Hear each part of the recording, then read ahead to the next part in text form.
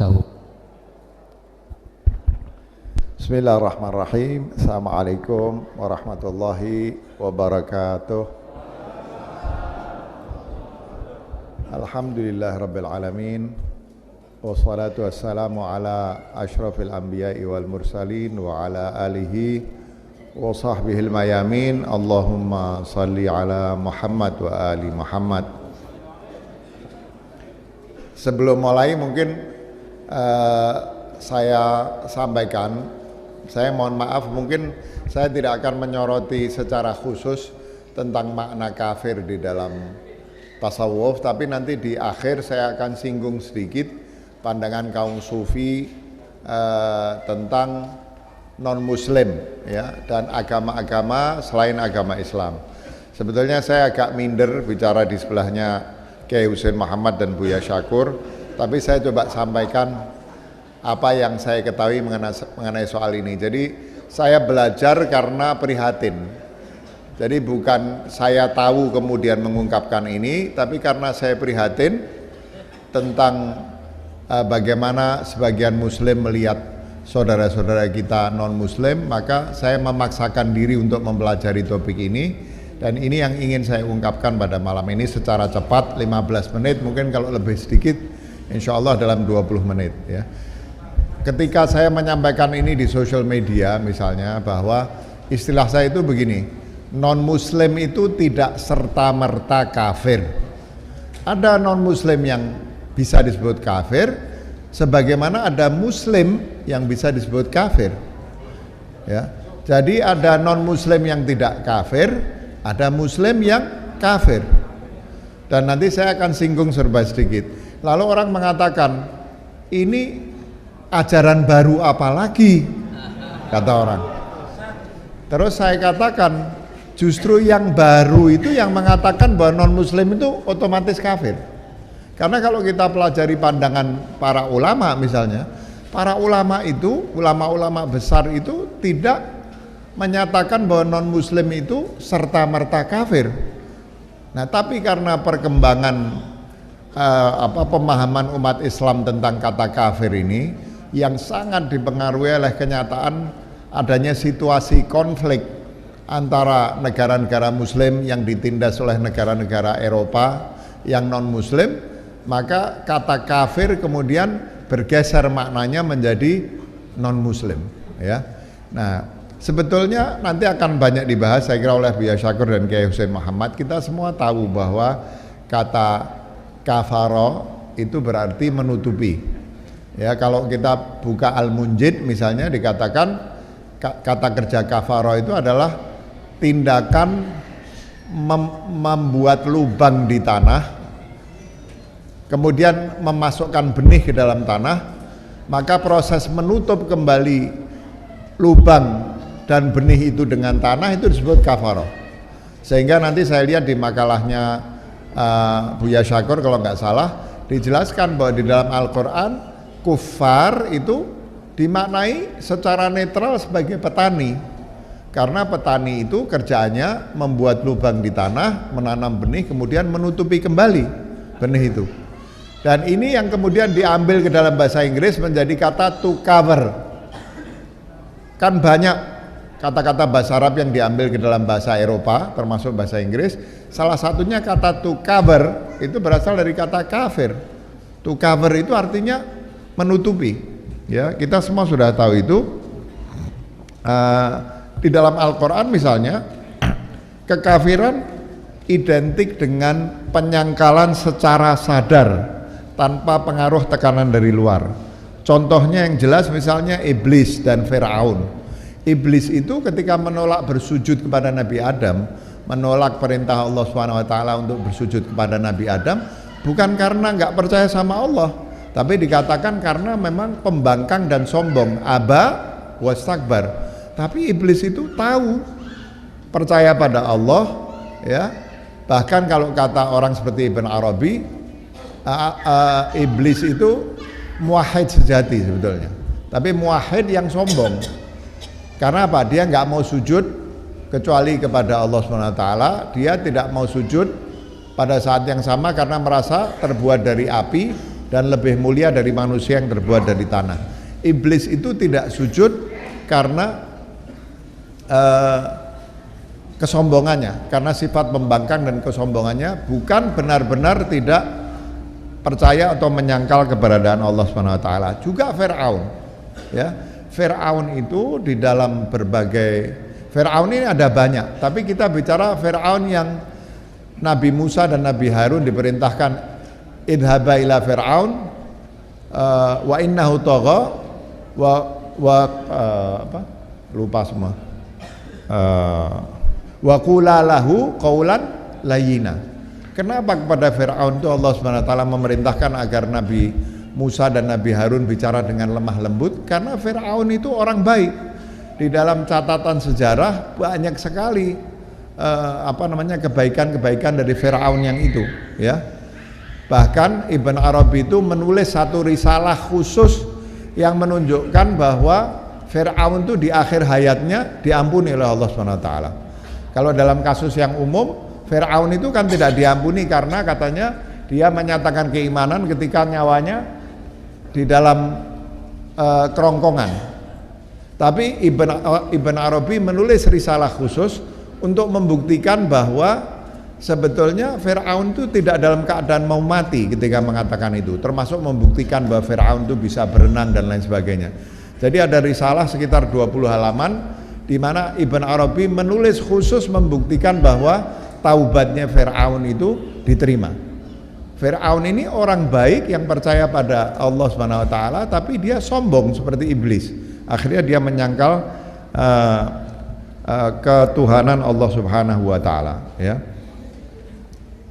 Orang-orang kafir Quraisy misalnya, yang disebut kafir Quraisy, apakah mereka itu orang yang tidak percaya pada Allah dan tidak percaya pada Nabi Muhammad? Al-Quran dengan jelas menunjukkan mereka percaya pada Allah dan mereka percaya pada kenabian Nabi Muhammad, ya. Di dalam surat Az-Zumar dikatakan, saya baca terjemahannya, dan sungguh jika kamu bertanya kepada mereka siapakah yang menciptakan langit dan bumi, niscaya mereka menjawab Allah.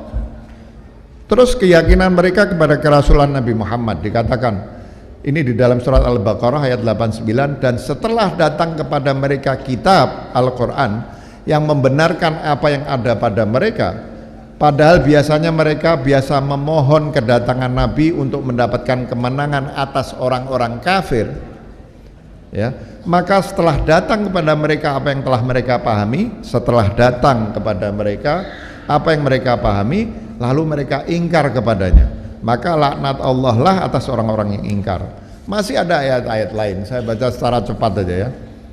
Di dalam surat Ali Imran ayat 86, bagaimana Allah akan menunjukkan kepada suatu kaum yang kafir sesudah mereka beriman, serta mereka telah mengakui bahwa Rasul itu Muhammad SAW benar-benar Rasul, dan keterangan-keterangan pun telah datang kepada mereka, ya. Dikatakan di sini bahwa orang kafir Quraisy itu percaya pada Allah, percaya pada kerasulannya Nabi Muhammad SAW. Nah, orang yang disebut kafir itu nanti saya akan uraikan lebih jauh, adalah orang yang sudah memiliki keyakinan tentang Allah Subhanahu wa taala, sudah memiliki keyakinan tentang kerasulan Rasulullah Shallallahu alaihi wasallam, tapi karena alasan-alasan lain yang disebut vested interest, nanti saya jelaskan, mereka menyangkal itu. Nah, orang kadang-kadang kalau saya bicara soal ini, mereka terus bilang, lah terus yang disebut kafir itu seperti apa? Kok non muslim bukan kafir? Contoh yang jelas yang diberikan pada oleh Al-Quran itu kekafiran orang-orang kafir Quraisy. Nah, ini saya bawakan dua ilustrasi dari tarikh, ya. Misalnya diceritakan oleh Ibn Hisham di dalam sirahnya di bawah subbab alladzina istama'u ila qiraatin nabi. Itu mungkin sebagian sudah pernah dengar. Ini menyangkut tiga orang, satu Abu Sufyan, Abu Jahal, dan Akhnaf ibn Syuraiq.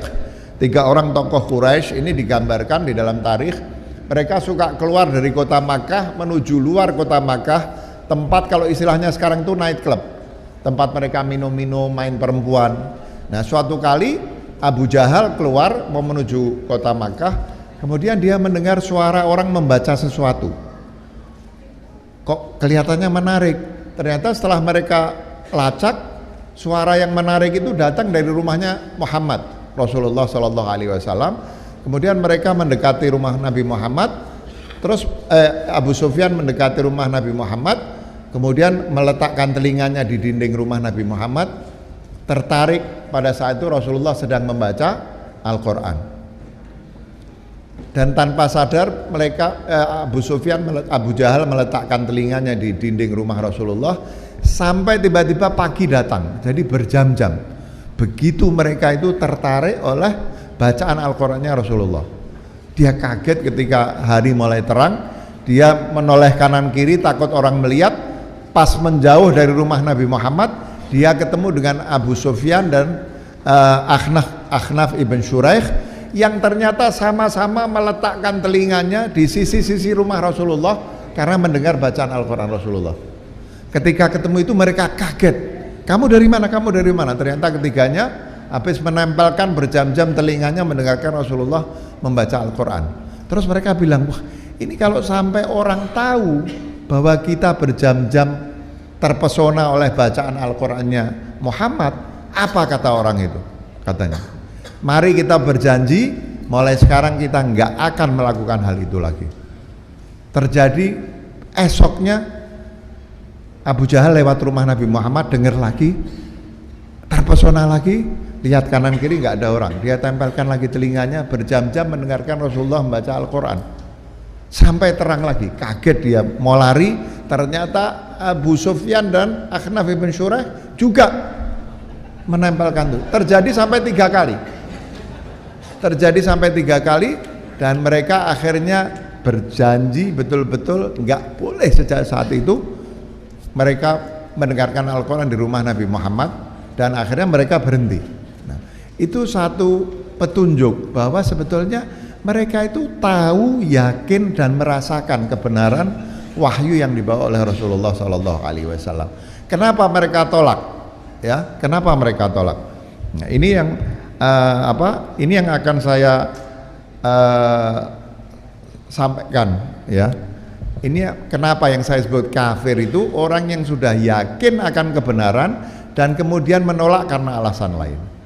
Nah, kita tahu bahwa kota Makkah itu kalau dari segi sumber daya alam tuh nggak ada sama sekali. Sampai sebagian orang mengatakan asal kata kota Makkah itu katanya Bakkah. Ya. Orang yang datang ke situ karena sulitnya ekonomi, bukan sulitnya ekonomi, sulitnya berusaha.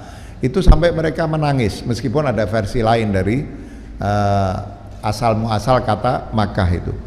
Nah, tapi Makkah itu punya Ka'bah.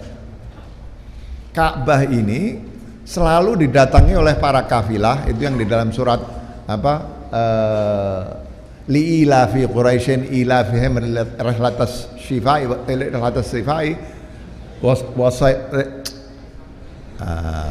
wasaif, betul. Ini karena saya berangkat bangun jam 4 pagi, ini acara ketiga. Jadi kalau siang tadi baterai sudah turun, ini sekarang bukan baterai, otak sudah nggak bisa diajak kompromi. Nah, itu yang diceritakan kafilah yang ganti musim mengubah rutenya, tapi mereka itu selalu melewati Makkah sambil mengatur pembelian perbekalan mereka ketika sampai ke Makkah. Jadi dihitung perbekalannya, nanti mereka mampir Makkah, perbekalannya habis, mereka akan membeli barang-barang dari pasar-pasar di kota Makkah. Ini diceritakan misalnya pada bukunya Hussein Haikal, Hayat Muhammad, ya, diceritakan. Dan bukan itu saja, kota Makkah itu menjadi pusat wisata pada waktu itu karena adanya Ka'bah dan adanya berhala-berhala di dalam Ka'bah, ya. Jadi akhirnya apa? Pasar-pasar di Makkah itu disebutkan di sini misalnya Ukad, ya, kemudian Mijannah dan Dilmajaz, itu 3 pasar yang selalu ramai oleh kafilah dan wisatawan yang datang ke Makkah. Kemudian terjadilah perdagangan di situ, ya. Seperti Singapura. Singapura itu nggak punya sumber daya alam, tapi dia pusat perdagangan. Jadi ekonomi kota Makkah itu maju, dan yang mengambil manfaat dari majunya ekonomi kota Makkah itu adalah pimpinan-pimpinan orang Quraisy di situ, termasuk Abu Sufyan, Abu Jahal, Abu Lahab dan lain sebagainya. Ya, nah mereka bisa menjadi kapitalis dan pemimpin itu karena adanya kegiatan ekonomi yang stimulusnya datang dari datangnya orang-orang untuk menyembah berhala di Ka'bah.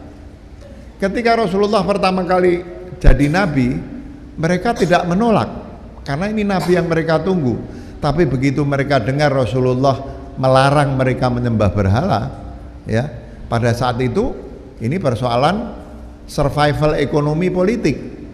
Kalau sampai mereka mengikuti Rasulullah, berhala-berhala itu dihabiskan di dalam Ka'bah, maka kafilah-kafilah nggak akan lewat situ, wisatawan nggak akan datang. Akibatnya perekonomian Makkah akan mati menurut khayalan mereka, dan mereka akan menjadi miskin dan kehilangan kekuasaan. Nah, jadi kekafiran itu sekali lagi kita lihat, mereka percaya pada Allah, mereka percaya pada kerasulan Nabi Muhammad, tapi karena takut miskin, karena mereka takut kehilangan kekuasaan, mereka menolak ajaran Nabi Muhammad Shallallahu Alaihi Wasallam. Ini yang disebut kafir. Ya, maka kemudian para ulama dari zaman dulu sampai ulama modern itu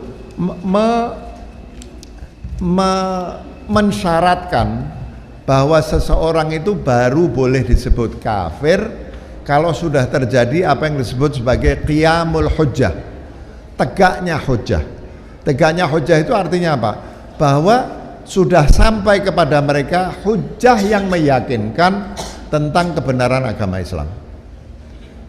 Kalau mereka baru mendengar agama Islam, tapi agama Islam yang mereka dengar belum sampai menjadi sebuah hujjah yang meyakinkan mereka, lalu mereka menolak Islam, mereka nggak bisa disebut sebagai kafir. Jadi yang disebut tidak sampai dakwah, seperti misalnya ulama modern itu Syekh Mahmud Shaltut. Syekh Mahmud Shaltut itu dalam Al-Islam Aqidah wa Syariah itu mendefinisikan yang tidak sampai dakwah itu bukan cuma orang yang tinggal di tempat-tempat yang jauh, tapi orang-orang yang Islam sampai kepada mereka, tapi sampainya tidak dalam keadaan meyakinkan, tidak dalam keadaan membuat mereka yakin bahwa Islam ini memang agama yang benar. Dengan kata lain tadi saya sebutkan, belum terjadi apa yang disebut qiyamul hujjah. Seringkali kalau saya ngomong begini di beberapa ini, orang mengatakan, loh Pak, di zaman internet dan komunikasi seperti ini, masa orang nggak bisa tahu tentang Islam? Saya biasanya nggak mau jawab panjang lebar. Saya mau tanya juga dengan yang hadir di sini.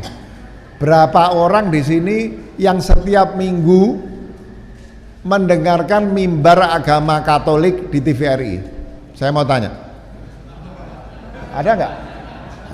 Saya mau tanya berapa orang yang setiap hari buka internet belajar agama Kristen atau Katolik atau Buddha atau Hindu untuk mencari kebenaran? Siapa? Nah, saya bilang, lah kok enak, kamu nggak mau mempelajari agama orang dan kamu meminta orang lain mengajari agamamu. Sama seperti kita, mereka juga nggak belajar agama Islam, ya. Karena itu nggak bisa kita bilang ini zaman internet orang pasti tahu Islam.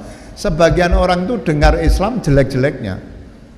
Sehingga kalau ada orang Katolik yang agamanya menekankan kasih, terus dia dengar tentang Islam seperti ISIS, hanya orang Katolik yang gila yang mau meninggalkan agama Katolik dan masuk Islam. Kalau yang dia dengar adalah Islam sebagaimana yang dihayati oleh orang ISIS. Nah, orang-orang seperti ini termasuk orang-orang yang tidak tegak syarat adanya hujjah yang meyakinkan mereka. Seseorang tidak disebut kafir sebelum hujjah yang meyakinkan tegak atas diri mereka. Saya mengutip misalnya Imam Ja'farus Shadiq, gurunya para a'immah madhab di kalangan kita, mengatakan sekelompok orang tidak disebut kafir bila mereka jahil, tidak tahu, bahkan mereka tahu tapi diam dan tidak menentang. Ini pernyataan Imam Ja'far ini luar biasa menarik. Kalau tidak tahu tidak boleh disebut kafir. Kalau tahu tapi mereka tidak mengganggu, mereka diam, tidak boleh disebut kafir. Ya, kalau mereka tidak menentang, tidak boleh disebut kafir. Ini lebih jauh lagi, bukan cuman harus ada qiyamul hujjah, bahkan kalau sudah ada qiyamul hujjah tapi mereka diam dan tidak melakukan gangguan kepada kaum muslimin, dia tidak masuk dalam kategori kafir. Jadi ketika Al-Quran memerintahkan agar membunuh orang-orang kafir, itu pasti konteksnya melawan penindasan.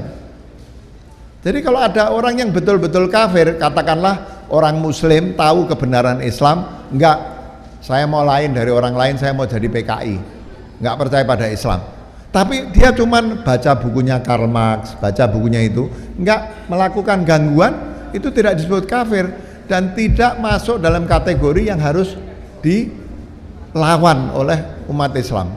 Jadi yang disebut kafir itu sudah tahu Islam benar, tetap menentang, sudah begitu memerangi, baru perintah untuk memerangi orang kafir itu jatuh. Kalau dia tidak tahu, belum tegak hujjah, tidak bisa disebut kafir. Sudah tegak hujjah tapi tidak menentang, mereka diam, tidak mengganggu, menurut ucapannya Imam Ja'far ini nggak bisa disebut, tidak bisa dimasukkan dalam kategori orang kafir, ya. Nah, saya ingin percepat. Jadi misalnya Imam Ghazali itu di bukunya Faisalut Tafriqah mengatakan bahwa, ya, ini ada halamannya, silahkan dicek dulu oleh Mas Azam, ini asisten saya dibekali teks aslinya dalam bahasa Arab, tapi kebetulan malam ini nggak siap, tapi boleh dibuka, ada jilidnya, ada terbitannya, ada halamannya. Imam Ghazali mengatakan dalam Faisalut Tafriqah bahwa mayoritas umat Kristen di Roma dan di Turki di masa Imam Ghazali hidup adalah umat yang akan terselimuti dengan rahmatnya Allah Subhanahu wa taala. Ini pernyataan Imam Ghazali tentang orang non muslim, ya, atau orang Nasrani yang disebut yang berada di Rum dan di Turki. Mereka akan terselimuti oleh rahmat Allah. Kata Imam Ghazali lebih jauh, mereka tidak bisa dipandang sebagai kafir dan mendustakan Islam, terutama, silakan Bu. Jadi saya ulang sedikit, Imam Ghazali dalam Faisalut Tafriqah mengatakan bahwa mayoritas umat Kristen di Roma dan di Turki di masa itu adalah umat yang akan terselimuti dengan rahmat Allah Subhanahu wa taala. Kata Imam Ghazali lebih jauh, mereka tidak bisa dipandang sebagai kafir dan mendustakan Islam, terutama karena informasi tentang Islam sampai kepada mereka dalam bentuk yang tak meyakinkan. Jadi belum terjadi qiyamul hujjah, ya. Selain karena posisi mereka yang jauh dari pusat peradaban Islam. Itu yang dikatakan Imam Ghazali. Demikian juga pandangannya Rasyid Ridha di dalam tafsir Al-Manar dan di dalam jurnal Al-Manar, ya. Rasyid Ridha secara khusus menekankan bahwa orang yang disebut kafir yang di dalam Al-Quran dikatakan sia-sia amalnya, itu kata Rasyid Ridha adalah mereka yang telah sampai dakwah Nabi Muhammad secara meyakinkan tapi tetap keras kepala tidak mau menerima.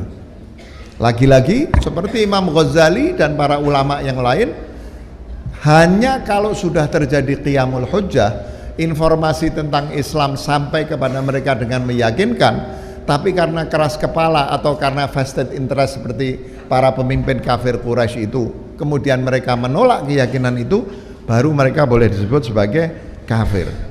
Sekarang kita sebutkan bahkan pandangannya Ibn Taimiyah. Ibn Taimiyah ini saya pernah di demo, mau diskusi buku saya di Solo, mau di demo, diancam, mau dirajam, mau di segala macam di IAIN Surakarta. Itu antara lain karena saya mengatakan bahwa Ibn Taimiyah itu, ajaran-ajaran Ibn Taimiyah itu salah satu sumber dari takfirisme. Saya waktu itu mengutip ucapannya Syekh Hasan Farhan Al-Maliki, seorang ulama di Saudi Arabia yang menulis buku apa, Salafiyah Laisa Madhaban atau apa gitu. Ya. Itu Syekh Hasan Farhan Al-Maliki mengatakan bahwa sumber takfirisme di zaman modern itu datang dari Ibn Taimiyah. Terus mereka marah dan mereka mengatakan justru Ibn Taimiyah itu berhati-hati di dalam mengkafirkan. Nah, saya mau sebutkan dulu, betul Ibn Taimiyah itu berhati-hati dalam mengkafirkan, tapi di sisi lain mudah sekali mengeluarkan label kafir. Jadi di dalam fatwa Ibn Taimiyah itu membedakan antara yang disebut, pertama Ibn Taimiyah itu mengatakan seseorang baru bisa disebut kafir seperti Imam Ghazali dan yang lain setelah datangnya hujjah yang meyakinkan, setelah terjadinya qiyamul hujjah. Dan Ibn Taimiyah itu membagi takfir itu yang boleh hanya takfir mutlak, tidak boleh takfir muayyan. Jadi boleh kita mengatakan seseorang jika memiliki ciri ini maka dia boleh disebut kafir. Satu kelompok kalau memiliki ciri ini maka kelompok itu boleh disebut kafir. Itu yang disebut takfir mutlak. Tapi tidak boleh takfir muayyan, mengatakan kelompok ini kafir, orang ini namanya Fulan bin Fulan kafir, itu nggak boleh, kata Ibn Taimiyah. Nah memang kalau lihat ini betul protes orang kepada saya bahwa Ibn Taimiyah itu berhati-hati di dalam mengkafirkan orang. Tapi pada saat yang sama, saya kebetulan nggak bawa di tulisan-tulisan Ibn Taimiyah. Ibn Taimiyah itu kan orangnya temperamental. Itu mengkafirkan kelompok ini, mengkafirkan kelompok ini, mengkafirkan kelompok ini. Dia melakukan takfir muayyan yang secara teoritis dia larang. Jadi memang betul Ibn Taimiyah itu gampang mengkafirkan orang, sehingga akhirnya para pengikutnya sekarang ini menjadi takfiri yang gampang mengkafirkan orang. Ya. Nah, jadi ini yang terakhir, karena waktu saya pasti sudah mau habis. Itu biasanya kalau saya bicara begini, orang langsung mengatakan apa? Sudah jelas di dalam Al-Quran. Kadang-kadang argumentasi orang itu agak aneh. Itu dalam Qul ya ayyuhal kafirun kan jelas. Ya jelas. Qul ya ayyuhal kafirun la a'budu ma ta'budun. Itu tidak menyebutkan siapa yang kafir, bahwa kita menyembah Tuhan yang berbeda sebagaimana yang mereka sembah. Jadi saya nggak mengatakan tidak ada orang kafir, saya hanya mengatakan siapa yang boleh disebut sebagai kafir. Tapi biasanya ada argumentasi yang telak, dianggap telak oleh orang-orang itu tentang kafirnya orang-orang Nasrani. Yaitu ayat Al-Quran apa bunyinya? Laqad kafaral ladina qalu innallaha thalithu thalatha. Ini kalau dalam bahasa Arab dikatakan wa intahal amr. Sudah jelas Al-Quran mengatakan telah kafir orang yang menganggap Tuhan itu satu di antara tiga. Padahal kalau kita pelajari dari pandangan para ulama klasik, yang dimaksud oleh Al-Quran itu bukan agama Nasrani secara keseluruhan. Itu kalau kita baca misalnya Al-Milal wan Nihalnya Syahristani, ya, dari bahan-bahan yang disampaikan kepada saya, itu Al-Quran Syahristani, Ibnul Qayyim juga mengatakan hal yang sama, bahwa yang dimasukkan oleh Al-Quran yang kafir itu adalah ada dua kelompok sekte Kristen di zaman itu, satu yang disebut sebagai Mulkaniyah, satu yang disebut sebagai Yakubiyah. Ini orang yang percaya bahwa Tuhan itu tiga dalam zatnya. Tapi seperti kata Imam Ghazali, ya, di dalam bukunya Imam Ghazali yang judulnya Fadhailul Anam min Rasail Hujjatil Islam Al-Ghazali. Di dalam kumpulan Rasailnya Imam Ghazali mengatakan, ya, bahwa Trinitas itu bukan syirik. Kata Imam Ghazali. Kata Imam Ghazali, Trinitas itu salah satu bentuk tauhid. Imam Ghazali mengatakan dalam Fadhailul Anam bahwa Trinitas itu adalah salah satu bentuk tauhid. Karena apa? Karena kata Imam Ghazali tidak setuju itu Tuhan Bapa, Tuhan Anak, Tuhan itu enggak. Tapi Trinitas itu bukan syirik. Karena kata Imam Ghazali dalam Trinitas itu tiga Tuhan itu, tiga itu difahami sebagai tiga sifat. satu Tuhan dengan 3 sifat. Makanya disebut trinitas. Tri dalam unitas. 3 sifat dalam satu jauhar, kata Imam Ghazali. Jadi bukan 3 jauhar. Yang dikritik oleh Al-Quran ketika mengatakan laqad kafaral ladzina qalu innallaha tsalitsu tsalatsah, itu bukan trinitas, tapi pandangan triteisme. Triteisme dari 2 sekte yang ada di Jazirah Arab, yaitu sekte Mulkaniyah dan sekte Yakubiyah. Jadi kalau kita pelajari dalam Al-Quran, sebetulnya jelas, dan pandangan ulama yang dulu, termasuk pandangan Ibn Taimiyah maupun pandangan ulama khalaf seperti Rasyid Ridha dan Shaltut yang tadi saya sebutkan, bahwa tidak ada pendapat yang mengatakan non muslim itu otomatis kafir, itu nggak ada. Jadi ketika saya diprotes, ini ajaran baru apa lagi, saya balik, justru yang baru itu yang mengatakan bahwa non muslim itu otomatis kafir. Para ulama tidak mengatakan hal seperti itu, ya. Ringkasnya saya tidak akan bahas. Kufur itu kategori moral, bukan kategori teologis, ya. Atau sebagian besar dari makna kekafiran itu masuk dalam kategori moral. Maka di dalam Al-Quran, di dalam hadis dan di dalam Al-Quran juga sering dikatakan bahwa orang-orang yang muslim tapi akhlaknya buruk itu disebut sebagai orang yang tidak beriman. La yu'minu ahadukum hatta yuhibba li akhihi ma yuhibbu li nafsihi. Ya, tidak beriman seorang kalau dia kenyang, tetangganya kelaparan, ya. Banyak sekali itu. La yasriqu sariq hina yasriq wa huwa mu'min wala wala yazni zani hina yazni wa huwa mu'min, ya. Banyak sekali itu kategori yang mengatakan bahwa orang-orang muslim itu bisa tidak beriman, ya. Dan itu adalah salah satu makna dari kekafiran. Nanti akan dibahas oleh, saya kira, Buya Syakur atau Kiai Husain Muhammad.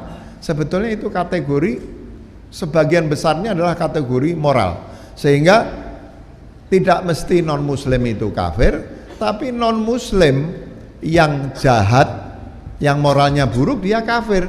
Sebagaimana muslim yang moralnya buruk itu juga kafir, ya.